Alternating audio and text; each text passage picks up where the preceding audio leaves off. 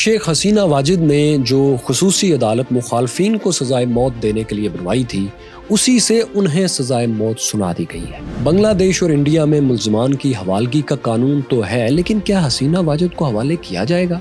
Indian जवाब by the way आ चुका। एक बेटी और एक बीवी उस लेगेसी को लेकर चल रही हैं जो खाक में लुथड़ी हुई, खून में नहलाई हुई। जो चीफ पुलिस ऑफिसर्स तशद्दुद कर रहे थे वही अब गवाह बनकर खड़े हैं। डेमोक्रेसीज इम्प्लांट कर देने से, पौधा लगा देने से नहीं चलती। लीडर्स और अवाम के रवैये भी जमहूरी होने चाहिए। जिस सिस्टम में शफाफियत, ट्रांसपेरेंसी नहीं होती, वो डिक्टेटरशिप ही है, खा उसका नाम आप कुछ भी रख दें।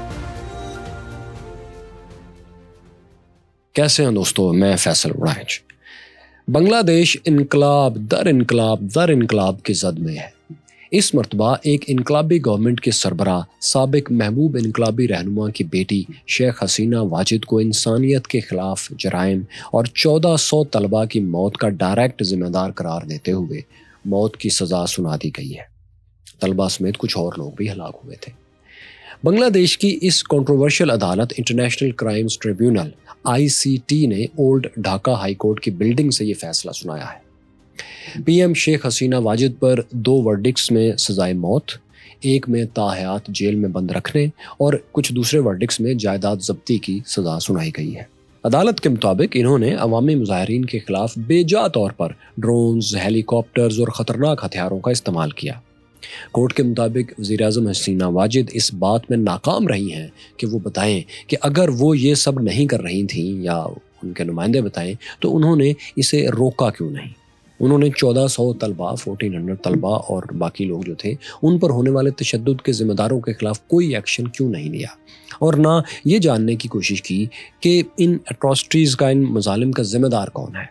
याद रखेंगे ये सब कुछ उनकी गैर मौजूदगी में ये पूरा मुकदमा चला है। इस सब पर इन्हें इनके साथी होम मिनिस्टर असदुज़्ज़मा खान और कुछ दूसरे लोगों को सजाएं सुनाई गई हैं। क्यूरियस फेलोज, तारीख का जबर देखिए कि जिस खुसूसी इंटरनेशनल क्राइम्स ट्रिब्यूनल से शेख हसीना वाजिद को सजाए मौत सुनाई गई है आज, ये शेख हसीना वाजिद ने अपने सियासी मुखालफिन के लिए कायम किया था। 2008 के बाद, 2008 के बाद जब वो इक़्तिदार में आई थी तो उन्होंने 2009 और 10 में, यानी आने के फ़ौरन बाद अगले 2 सालों में, ये अदालत पुराने हिसाब चुकता करने के लिए कायम की थी। तब अवामी लीग की सरबराह वज़ीर-ए-आज़म शेख हसीना वाजिद ने 1973 के एक कानून का सहारा लिया था इसके लिए, और इंटरनेशनल जराइम्स के ट्रायल के लिए ओल्ड ढाका हाई कोर्ट में ये अदालत बनवाई थी।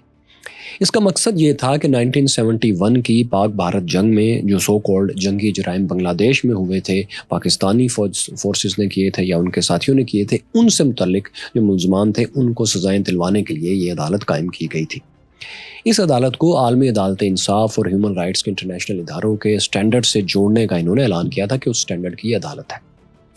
याद रहे दोस्तों कि ये कोर्ट, ये अदालत गैर कानूनी इस लिहाज से उस वक्त भी थी कि पाकिस्तान और बांग्लादेश के दरमियान जब ताल्लुकात नॉर्मल हो गए थे तो ये तय हो गया था कि दोनों मुल्क एक दूसरे के खिलाफ और एक दूसरे के हामियों के खिलाफ और साबिक हुक्मरानों के खिलाफ और लीडर्स के खिलाफ और ऑफिशियल्स के खिलाफ कोई कानूनी इक़दामात नहीं उठाएंगे, क्योंकि बांग्लादेश की अलहदगी के वक्त दोनों तरफ, मशरकी और मगरबी पाकिस्तान में, ऐसे लोग मौजूद थे जो अपनी मेजॉरिटी से मुख्तलिफ ख़यालात रखते थे। यानी बांग्लादेश में, मशरकी पाकिस्तान में बहुत से ऐसे लोग थे जो पाकिस्तान से इलाक़ा रखना चाहते थे, और ये कम तादाद में थे लेकिन थे।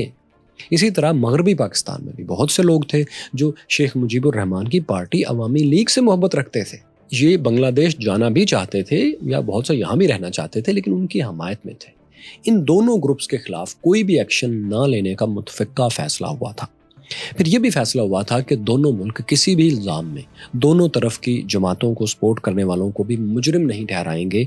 आज जो मुख्तलिफ जमातों को सपोर्ट कर रहे हैं, मुस्तकबिल में इन्हें इनके ऊपर कोई इल्ज़ाम लगाकर मुकदमा नहीं बनाएंगे, बल्कि दोनों तरफ के लोग अब मुस्तकबिल को सामने रखते हुए माजी की चीज़ों को, मुकदमात को भूल जाएंगे, इन्हें नहीं खोलेंगे।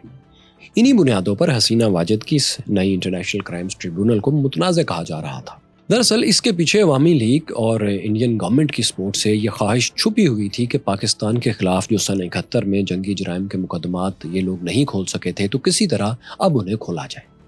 اسی لیے اس عدالت کو، اس کورٹ کو انٹرنیشنل کرائمز ٹریبیونل کہا گیا، یعنی یہ پہلے دن سے ہی اس کو انٹرنیشنل اینگل ایک دینے کی کوشش کی گئی اور اسی لیے یہ پہلے دن سے متنازع بھی تھی۔ پھر وقت نے یہ ثابت بھی کیا کہ آئی سی ٹی کی عدالت سیاسی ہی تھی، کیونکہ اس کا کنوکشن ریٹ 100% تھا، یعنی جس کسی کے خلاف بھی حکومت نے، حسینہ واجد کی حکومت نے کیس بنایا، اس عدالت نے اسے مجرم ٹھہرا دیا اور سزا بھی سنا دی۔ 1 درجن سے زیادہ لوگوں کو سزائے موت سنائی گئی، 9 کو سزائے موت دے بھی دی گئی، پھانسیاں دی گئی۔ 2013 میں 65 سالہ عبد القادر مولا کی سزائے موت آپ سب کو یاد ہوگی، انٹرنیشنل میڈیا میں بہت چرچا ہوا تھا۔ حسینہ واجد حکومت کو انٹرنیشنلی بہت کرٹیسائز بھی کیا گیا تھا۔ UN commission for human rights نے، ایمنسٹی انٹرنیشنل نے اور مسلم ممالک کی جانب سے اس کی مذمت کی گئی تھی۔ اس کے باوجود حسینہ واجد نے ٹرائلز اور سزائے موت دینے کا سلسلہ اس کورٹ سے جاری رکھا تھا۔ انہوں نے اپنی سیاسی مخالف بنگلہ دیش کی نیشنل پارٹی جو ہے، جس کی لیڈر خالدہ ضیاء تھی، ان کے خلاف اور ان کے کارکنوں کے خلاف بھی اس عدالت میں مقدمات بنوائے اور چلوائے اور سزائیں دلوائیں۔ قمر الزماں، علی احسان، صلاح الدین قدیر، 73 سالہ مطیع الرحمان اور میر قاسم علی کو پھانسیوں کی سزائیں اسی عدالت سے دلوائی گئی تھیں۔ بہت سے سیاسی مخالفین ٹرائل کے دوران بیڈ ٹریٹمنٹ سے مر بھی گئے تھے، اور کتنے تھے جن کو عمر قید کی سزائیں اسی عدالت نے سنائی تھیں۔ جب اگست 2024 میں حسینہ واجد بنگلہ دیش سے فرار ہوئیں اور بھارت میں پناہ لے کر بیٹھ گئیں، تو اسی عدالت میں ان کے خلاف بھی اب ٹرائل شروع ہو گیا، یعنی جہاں سے انہوں نے سلسلہ چھوڑا تھا، نئی حکومت نے، انٹرم گورنمنٹ نے ان کے خلاف وہیں سے اسی جگہ ٹرائل شروع کر دیا۔ اب ان کے اوپر نئے الزامات تھے، کیونکہ ظاہر ہے یہ عدالت تو انہوں نے خود ہی انٹرنیشنل نوعیت کے جرائم کے لیے قائم کی تھی۔ اسی عدالت نے پھر 1 سال 3 ماہ کے ٹرائل کے بعد شیخ حسینہ واجد اور ان کے ساتھی ہوم منسٹر اسدالزماں خان کو سزائے موت سنا دی ہے۔ جب آج یہ سزا سنائی جا رہی تھی تو کمرہ عدالت میں درجنوں لوگ اور کمرہ عدالت کے باہر ہزاروں لوگ موجود تھے۔ سزا کا فیصلہ سامنے آتے ہی انہوں نے خوشی کے شادیانے بجائے، شور مچایا اور نعرے لگائے۔ کئی وہ لوگ جن کے پیارے حسینہ واجد کے خلاف مظاہروں میں مارے گئے تھے یا جن کی آنکھیں چلی گئی تھیں پوائزنس گیسز سے، لیتھل ویپن سے، الجزیرہ اور دیگر چینلز ان کے شارٹس چلا رہے تھے اور وہ لوگ کہہ رہے تھے کہ ہمیں لگتا ہے ہماری داد رسی ہوئی ہے، ہمیں یوں لگتا ہے ہمارے زخموں پر کچھ مرہم رکھا گیا ہے، یوں کہ جیسے ایک چیپٹر تھا جس کا کلوئر ہو گیا۔ عدالتی فیصلے میں زخمی اور متاثرین کے لیے حکومت کو کہا گیا ہے کہ انہیں کمپنسیشنز دیں، ان کو پیسے وغیرہ دیں۔ یوں لگتا ہے کہ یہ کمپنسیشن حکمران فیملی کی جائیدادوں، سابق حکمران فیملی کی جائیدادوں کو بیچ کر ہی دی جائے گی، کیونکہ ان کے فیصلوں کو سیاسی اور ذاتی کہا گیا ہے۔ ورڈکٹ میں عدالت نے بھی لکھا ہے کہ شیخ حسینہ واجد، اسدالزماں اور دیگر ساتھیوں کی تمام جائیدادیں ضبط کر لی جائیں بحق سرکار۔ اسی لیے ہمیں لگتا ہے کہ جس کمپنسیشن کا عدالت نے حکومت سے کہا ہے، وہ کمپنسیشن سرکاری خزانے سے نہیں بلکہ انہی کے گھروں سے اور انہی کے اکاؤنٹس سے دی جائے گی جو اب جن کو فریز کر دیا گیا تھا۔ اب دیکھیے کیورس فیلوز کے ICT کے فیصلوں میں وہ پولیس افسران جو پچھلے سال طلبہ پر ڈرونز اور ہیلی کاپٹرز کے ذریعے تشدد کر رہے تھے، وہی اب گواہ بنے ہوئے ہیں۔ ان میں سابق پولیس چیف چودھری عبداللہ مامون ٹاپ پر ہیں۔ انہوں نے عدالت اور پروسیکیوشن کے ساتھ خوب تعاون بھی کیا ہے۔ بہت سے ثبوت بھی انہوں نے مہیا کیے ہیں کہ انہیں حسینہ واجد حکومت نے ڈائریکٹ آرڈرز دیے تھے۔ اسی تعاون پر انہیں 5 سال کی صرف سزا سنائی گئی ہے، سزائے موت نہیں سنائی گئی۔ جو بھی حکومت اپنے لوگوں کے خلاف اتنے بڑے پیمانے پر کریک ڈاؤن کرتی ہے، قتل عام کرتی ہے، اسے یہ تاریخ ضرور یاد رکھنی چاہیے کہ وقت بدلنے پر وہی اہلکار، وہی پولیس افسران گواہ بھی بن جاتے ہیں جو اس جبر میں ان کے دست و بازو ہوتے ہیں۔ یہی دست و بازو گواہی دینے لگتے ہیں آپ کے خلاف۔ یہی وجہ ہے کہ ڈیموکریٹک مائنڈز کے لیڈرز اس حد تک صورتحال پہنچنے سے پہلے ہی استعفیٰ دینے کی طرف آ جاتے ہیں۔ وہ اس غلط فہمی کا کبھی شکار نہیں رہتے کہ ان کے علاوہ کوئی آپشن ہی نہیں ہے۔ ان کو علم ہوتا ہے کہ طاقت کا کھیل وہ واحد کھیل ہے جس میں آپشنز سب سے زیادہ اور ہمہ وقت دستیاب حالت میں موجود رہتے ہیں۔ پاؤں کے نیچے، دیوار کے پیچھے، سر کے اوپر، ماتحتوں میں، افسروں میں، وفاداروں میں، غداروں میں، ہر جگہ آپشنز ہی آپشنز ہوتے ہیں۔ صرف طاقت کی پٹی کے پیچھے چھپی ہوئی جو آنکھیں ہوتی ہیں، انہیں یہ آپشنز اپنے علاوہ دکھائی ہی نہیں دے رہے ہوتے۔ پاور گیم کا تخت کبھی امیدواروں سے خالی نہیں ہوتا، اس حماقت میں رہنے والے مارے جاتے ہیں۔ حسینہ واجد پاور سٹرگل کی اس تلخ سچائی کی تازہ مثال ہے۔ اپنی سزا پر حسینہ واجد نے بھارت میں بیٹھے ہوئے سخت رد عمل جاری کر دیا ہے اور اپنے حامیوں سے کہا ہے کہ وہ پریشان نہ ہوں، وہ جلد واپس آئیں گی اور ان کے خلاف جو سزا کا فیصلہ ہے یہ سیاسی ہے، بے بنیاد ہے، یہ ریورس ہوگا۔ لیکن دوستو یہاں ایک دلچسپ صورتحال آپ کے سامنے رکھتے ہیں، وہ یہ کہ انڈیا اور بنگلہ دیش کے درمیان برسہ برس سے ملزمان کی حوالگی کا معاہدہ قانون موجود ہے۔ اس معاہدے کے تحت انڈیا کو ہر حال میں وہ ملزمان بنگلہ دیشی سیکیورٹیز کے حوالے کرنا ہے جنہیں بنگلہ دیش کی عدالت ڈیمانڈ کرے گی، ان کی گورنمنٹ ڈیمانڈ کرے گی۔ مگر حسینہ واجد تو انڈین گورنمنٹ اور خصوصاً بی جے پی کی تو آنکھ کا تارا ہیں، اور تھیں ان پر اور ان کے والد دونوں پر ان کے مخالفین کا سب سے بڑا الزام تو یہی رہا ہے کہ وہ بہت زیادہ بھارت نواز رہی ہیں۔ اسی لیے پرو مسلم اور پرو پاکستانی گروپس کے خلاف انہوں نے ایکشنز بھی خوب لیے تھے، اور اس پر انہیں بی جے پی کی طرف سے انٹرنیشنل سفارتی ڈپلومیٹک سپورٹ بھی ملتی تھی۔ اب سوال اٹھ رہا ہے کہ کیا انڈیا باہمی قانون کے مطابق حسینہ واجد کو اور باقی لوگوں کو بنگلہ دیش کے حوالے کرے گا؟ کیونکہ اب تو بنگلہ دیش گورنمنٹ نے شیخ حسینہ واجد اور اسدالزمان خان کی حوالگی کا باقاعدہ مطالبہ کر دیا ہے۔ اب اس پر ساتھیوں یوں ہے کہ انڈین وزارت خارجہ نے کچھ دیر پہلے ایک مختصر سا اسٹیٹمنٹ آن لائن ٹویٹر پر جاری کیا ہے۔ اس میں کوئی دو ٹوک بات تو نہیں لکھی گئی، جس کا مطلب یہ ہے کہ انڈیا نے ابھی اس سوال کو اوپن رکھنا بہتر سمجھا ہے تاکہ وہ اس سچویشن کے بارے میں کسی وقت بہتر انالیسس کر کے بعد میں کوئی موقف اپنا سکے۔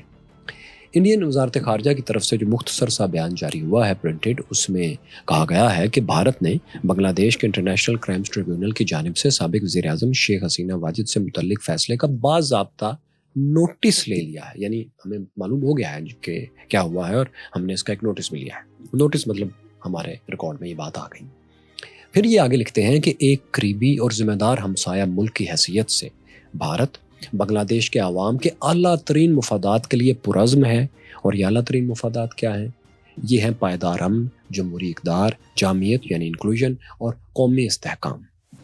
وہ لکھتے ہیں کہ بھارت انہی تینوں مقاصد کے حصول کے لیے بنگلہ دیش کے تمام متعلقہ فریقوں کے ساتھ، تمام پارٹیز کے ساتھ مسلسل اور تعمیری رابطے جاری رکھے گا۔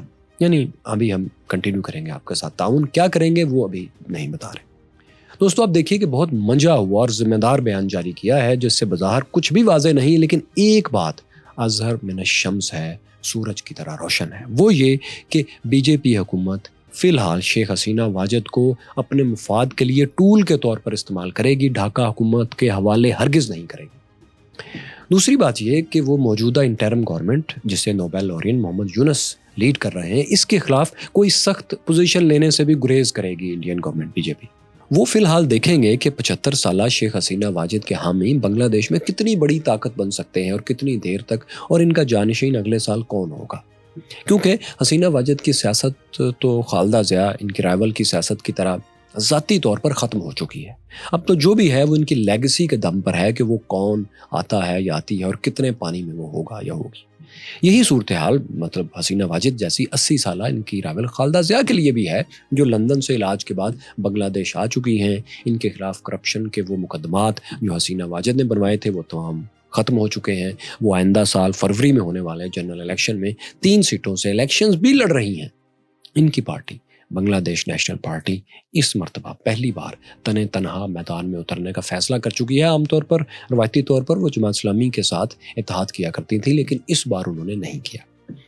ایسا لگتا ہے کہ اگر بڑی کوئی تبدیلی نہیں آتی تو وہ ان کا خیال ہے کہ وہ حکومت بنانے کی پوزیشن میں اگلے سال کامیاب ہو جائیں گے۔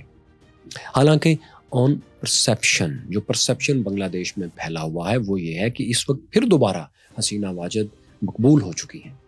ان کے سزا کے موقع پر بنگلہ دیش میں انہی کی پارٹی کی کال پر ایک کامیاب ہڑتال بھی نظر آ رہی ہے، جبکہ گورنمنٹ کا ان کی کہنا ہے کہ یہ ہڑتال میں انہوں نے خود بھی تعاون کیا ہے تاکہ اس سخت سزا سنائے جانے کے بعد وہاں کوئی ہنگامہ نہ ہو۔ یہ بھی ایک حقیقت ہے کہ ان کے گھر کے اوپر بہت سے لوگوں نے حسینہ واجد کے گھر کے اوپر حملے کی بھی کوشش کی ہے اس دوران۔ مکس سگنل ہے، لیکن وہاں عام پرسیپشن یہ ہے کہ حسینہ واجد پچھلے سال کی نسبت آج کافی مقبول ہے۔ اس سے آپ اندازہ لگائیں کہ ہماری طرح بنگلہ دیش میں بھی سیاست کس تیزی سے پلٹا کھا جاتی ہے۔ حالانکہ ٹھیک 1 سال 3 ماہ پہلے جب حسینہ واجد ملک سے فرار ہو رہی تھیں تو انہیں کوئی جائے پناہ نہیں مل رہی تھی۔ وزیر اعظم ہاؤس پر حملہ ہو گیا تھا اور انہیں پچھلے دروازے سے بھاگم بھاگ ہیلی کاپٹر کے ذریعے بھارت منتقل ہونا پڑا تھا، پناہ لینا پڑی تھی۔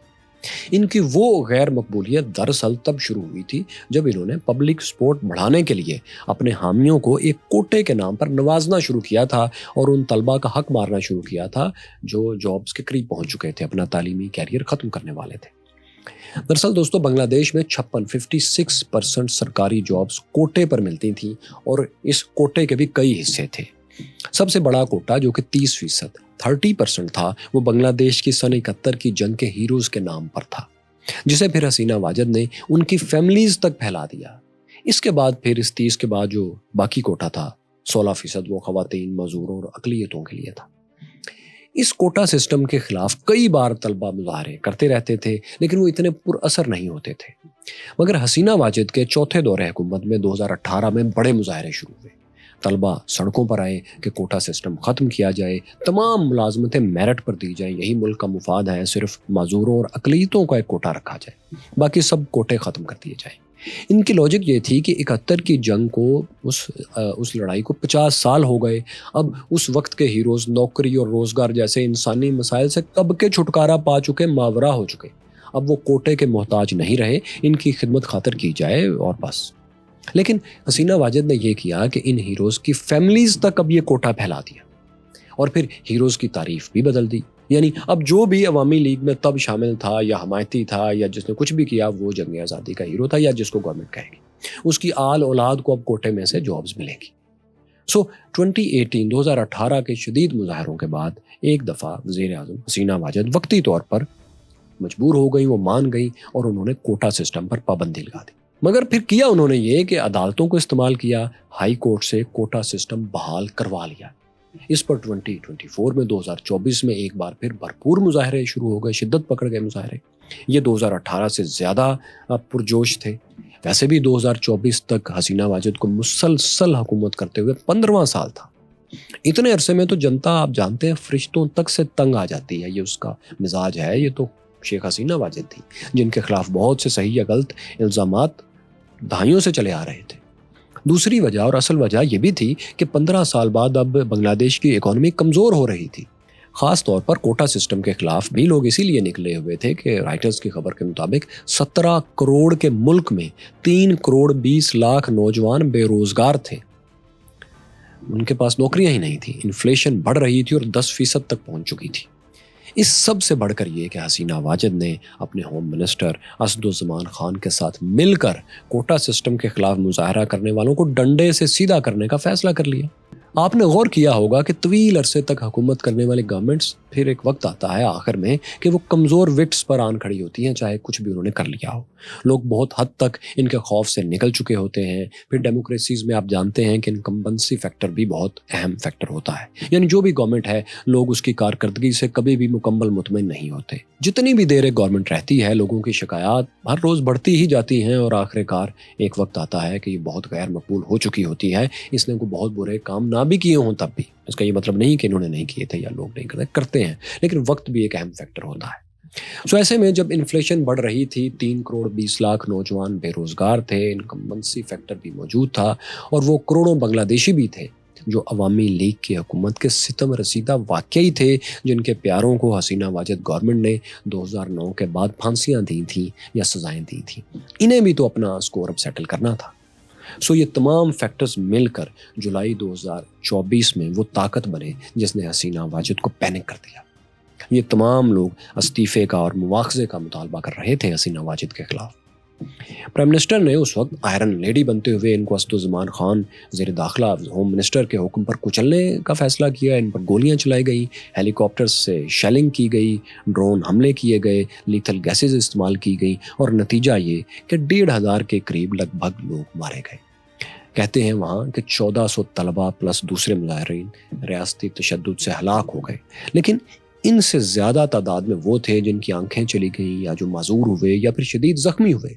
आज की उनकी मकबूलियत को देखते हुए ये मत समझें कि हसीना वाजिद को जो सजाए मौत इस ट्रिब्यूनल ने सुनाई है इसके पीछे लोगों का जेन्युइन गम और गुस्सा नहीं है, वो है। दोस्तों एक और एंगल से देखें तो आपको हैरत होगी कि सिर्फ 54 साल में 54 ईयर्स में बांग्लादेश में कई बार हीरोज जीरोज और जीरोज हीरोज बने। इन्हीं शेख हसीना वाजिद के वालिद शेख मुजीबुर रहमान बांग्लादेश के बानी और नेशनल हीरो थे, लेकिन इन्हें 15 अगस्त 1975 को तमाम अहले खाना बच्चों समेत कत्ल कर दिया गया। शेख हसीना वाजिद इसलिए बच गईं कि उस वक्त जर्मनी में थी। مطلب انتہا ہے کہ انتہائی مقبول لیڈر، ملک کا بانی، صرف 4 سال بعد کئی فیکٹرز کی وجہ سے اتنا غیر مقبول ہو چکا تھا کہ اس کے خلاف کو کرنا، اقتدار پر قبضہ کرنا، اسے قتل کرنا اتنا آسان ہو چکا تھا کہ جونیئر آفیسرز نے یہ سب کر دکھایا، ان کو ہلاک کر دیا اور ان کے ساتھیوں کو، ان کے اہل خانہ کو۔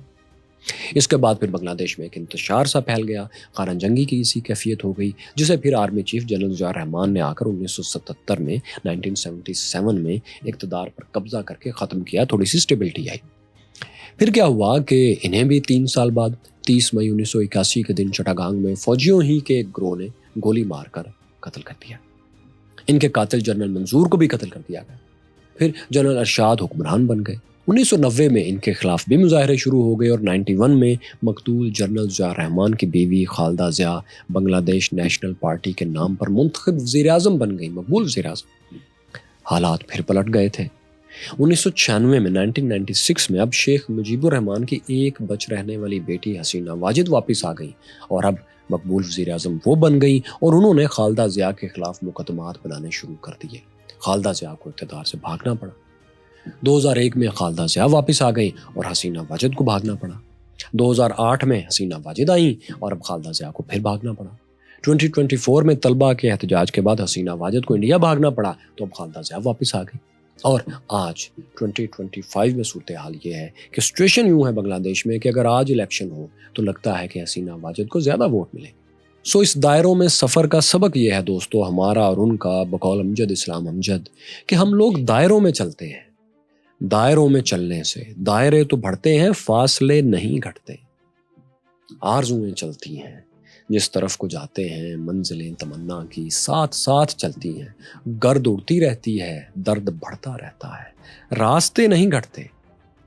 صبح دم ستاروں کی تیز جھلملاہٹ کو، روشنی کی آمد کو پیش باب کہتے ہیں، ایک کرن جو ملتی ہے آفتاب کہتے ہیں، دائرہ بدلنے کو ہم انقلاب کہتے ہیں۔